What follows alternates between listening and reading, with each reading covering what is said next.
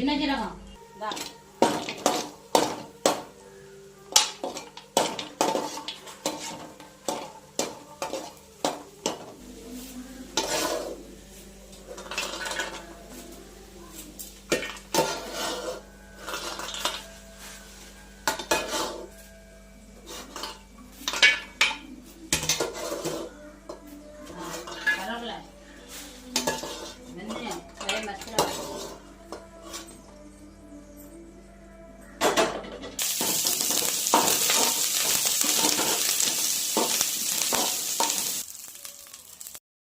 மக்களே, நம்ம இப்போ என்ன பார்க்க போறோம்னா மசாலா திரிக்க தான் பார்க்க போறோம்.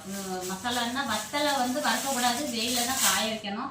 1/2 கிலோ வத்தல், 1 கிலோ மல்லிக்கு 1/2 கிலோ வத்தல், 1 கிலோ மல்லிக்கு 1/2 கிலோ வத்தல், அப்புறம் பெருஞ்சீரகம் 100, சின்ன ஜீரகம் 100, கடுவை வந்து 150, வெந்தயம் வந்து 50, நல்ல மிளகு வந்து 50, 25 கிராம் காயம் எண்ணெய் ஊற்றி வறுத்து வச்சிருக்கு.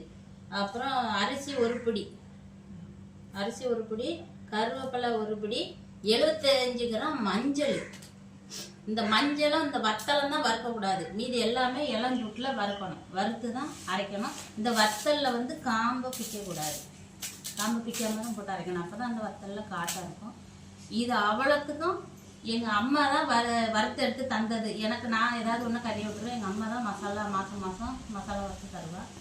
இது வந்து எங்களுக்கு வந்து ஒரு 2 மாதம் 2.5 மாதம் போவோம். 1 கிலோ மல்லியில் எல்லா குழம்புக்கும் இதை தான் போடுவோம்.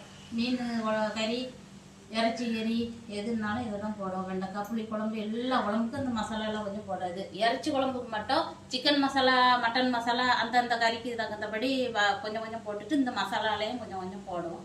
இது நல்லா இருக்கும் மக்களே, நீங்களே இதே போல் அரைச்சி சாப்பிடுங்க.